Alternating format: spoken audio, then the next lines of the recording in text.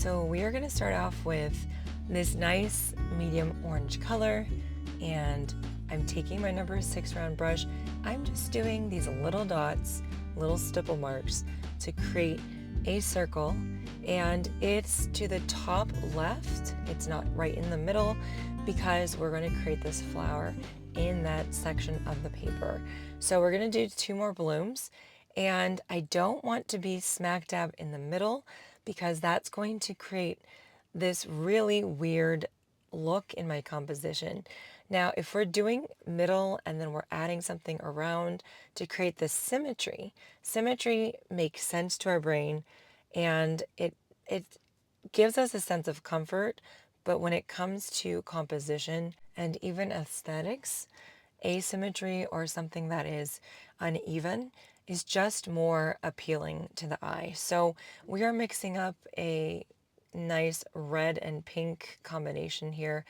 And I'm going with a fairly loose, runny version here. What I'm looking for is a nice color that I can put in for the petals, and we're keeping it pretty light. Now, I'm using my brush just to squiggle 2 or 3 marks from the outside to the inside of the petal. And I'm also using sometimes more concentrated paint, and sometimes I dip my paintbrush in the water, swipe it off the side, dab it to remove some of that excess puddly water, and then I'll put the petal marks on. So we're doing 6 petals here, and some of them are longer, some of them are shorter. When you're doing petals like this, they're just really loose, and you can go in and you can extend them to make them a bit longer if you felt like they were not long enough. So there's a little leeway with that. And again, it's that looseness of these petal strokes that really bring this painting to life. So I'm doing some really quick C-curve shapes on this one just to show you how you can do that differently. This kind of is reminding me of a Cosmo, although that's not my intention. And, sometimes I name my flowers, and other times I'm like, I don't really know what they are, and that's okay. The idea is that we're putting brush strokes on paper, we're working on our composition, and as you can see, this one is sort of in the middle, but it's to the right. We're doing our focal florals first, and we're making sure we have those in our composition so that we can start putting in the smaller ones and all the details. For this rose, we start with really light pressure, and we're doing these little half circles or C-curve shapes around the first little bit of the middle. Really dark because that's where the shadow is. Then we dip our paintbrush, swipe it off, lighten our paint, and we're adding in these little petals curving around that middle, going out, getting a bit thicker. So when you want a thin mark, you use light pressure with your brush. When you want a thick mark, you start to press down and use more pressure, use the belly of the brush. So this is a very quick, loose rose. We're going to do a few more of these. And when you have these focal florals, you can see I've created a triangular shape. I don't have anything smack dab in the middle. Everything is slightly to the left or the right. And doing one more rose up here, just really loosely. But now we can start to fill in now that we know where the main flowers will be. So again, just kind of moving that brush around quickly and making sure to lighten up the paint before you do the outer petals, and that just creates more dimension for your rose. So right here, we are going to do another rose. It's a very light pink color, and if you need to pause this video and it's too fast, please do so. I do work quickly. I'm just curious at this point, leave me a comment, let me know, what are some of your thoughts on composition? Do you feel like it's important to put your focal florals left or right of the center, or do you feel like you're okay with putting them in the center and that composition worked for you? Because everyone is different. I'm just sharing what works for me. So I've got a really light cobalt blue here, and these are just going to be some loose, tiny little filler florals. And it's fun to create sort of this zigzag pattern where if I put it here to the top right, now I've got it down to the left of the middle, and then we're going to put one down below as well, one little bunch. So this is going to be a space where your eye kind of zigzags from the top to the left to the right, because we're putting this order down with the flowers. It also gives you a really easy way to know how to make your composition because you're going to zigzag through. Instead of just doing blue all at the top or the bottom, you're kind of distributing it throughout the painting. And I am skipping around a bit here. That's kind of how I like to do it. I'm starting with a stem and I'm then going through, pressing down, scribble marks, all the things to create the whole setup. And then with a really light pressure, guys, you just do these little diagonal lines to fill in or to connect those leaves with the stem. So again, I'm trying to think of that idea or that rule of composition in my head of zigzagging through the painting with a color or a shape or a style.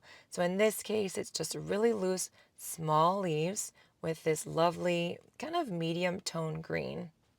And I am not going to necessarily keep to the 3 rule. Like, for example, I have 3 focal florals and I have 3 of those blues. Because it's leaves, I'm going to want to put in more.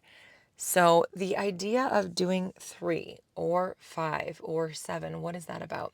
That's also fighting this idea of composition in terms of being symmetrical.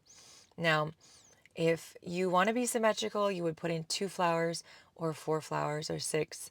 The idea here is that our brain likes to pair things up. And so if you have 4 large blooms on your paper, your brain automatically kind of pairs up the 2 and the other 2, gets a little bored and kind of moves on. But if you have an odd number, your brain is always working to kind of pair up these 2 and then these 2 and then these 2, and there's always a leftover one to pair up. So it's just another way to add more interest and aesthetics to your painting. I did paint in my really loose wonky stems, and now I'm going with some more of this green gold color actually, and I'm going to do some more leaves.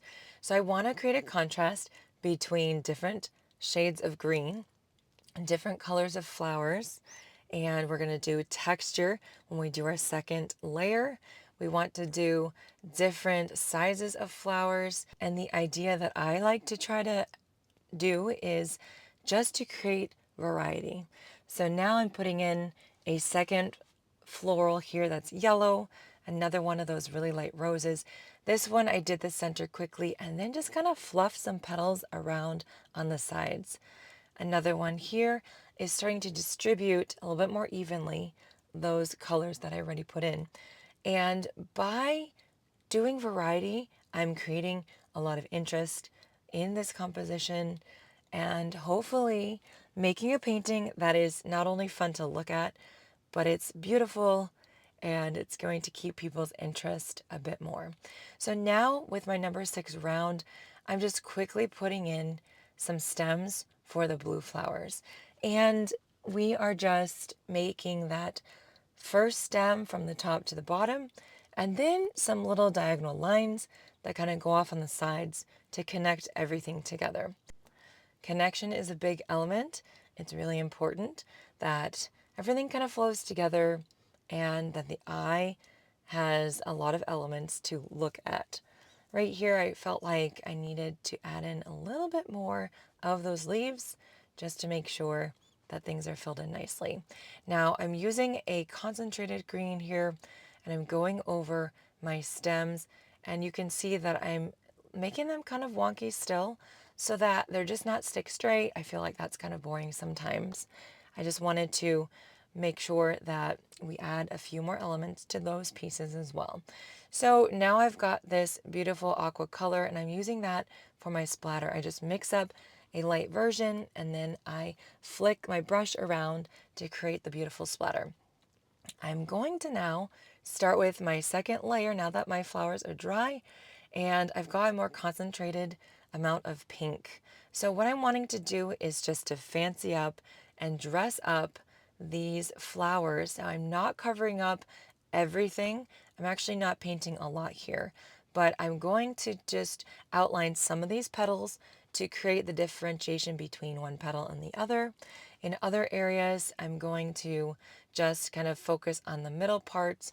In some areas, I like to use a lighter version of this color and just blob down the paint. But the idea here is that I'm going over those petals. It can be really hard not to overthink this, but just try. Do some little sketchy marks. One place I like to start is the center and just make these little sketchy marks uh, just to create some darkness and some depth there. And some flowers actually have those little lines. I'm thinking of hibiscus, they're a lot darker in the center. So you can even stare at a real flower and just kind of contrast and see, how can you create that dimension. So I've got a really dark burgundy color here with my rose. And if you look at a rose, you're seeing that there's these darker parts deep down where one petal connects to the main bulb of the flower. And so we're going really exaggerated here, but that's kind of the idea that we're going for. And when you put these dark marks down, whether it's adding black to your pink or your red, or maybe using a different color, but using it in concentration, meaning there's a lot more paint to water ratio, you're going to get a darker color and you're going to see how you're really fancying up these petals. So same thing with this rose. I've got that darker color and I'm just pressing down with the belly, kind of trying to do that little curved shape because we want to have curved petals. Don't make these straight lines. And I've gone pretty light with this light rose here. So you can even add in another shade of the color, another color as well. Like right now I've got the burgundy and I'm adding in this really bright pink. This is something that is really easy to overthink, but I'm going to remind you that it's not about one individual petal or one individual flower. It's about the whole composition. It's about the whole bouquet in this case. Guys, if you're liking this video, please hit the like button, subscribe to the channel, and I'm reminding you that I am on Patreon. It's a place where you can subscribe and be a member and get exclusive content. And I also have a lot of classes on Skillshare. So those are all linked below. My referral link is there as well. And check out my freebies. I've got several ebooks and a cheat sheet as well to help you let go of perfectionism in your art, to help you paint loose florals, and just get the most out of your painting experience. So all that's linked in the description. So I'm just going through now and looking for anything else I need to add. I've got a more concentrated green, and again, we're bumping up the contrast with just pressing down with the belly of the brush and now creating some leaves over the top that are a lot darker. And now you can see that those leaves all of a sudden are really bold, really bright, and pop off the page, which is the whole point of what we're trying to do here. Guys, composition feels really complicated. It doesn't have to be, but it really is about practice. And if you just want to take a reference photo sometime, break it down and see, okay, where are the main flowers if it's a floral composition? Where are the smaller ones? Where are the filler ones? Where are the leaves? And how is this person creating something attractive that my eye is really appreciating at this moment? I'm bumping up the contrast for the blue as well, just simply taking more concentrated paint. And sometimes it's just little tiny sketchy marks. Sometimes it's little blobs of paint. But honestly, if you just add in the really light color and then you do the medium, you're going to be good to go. You're going to see your contrast, guys. Thanks for painting today.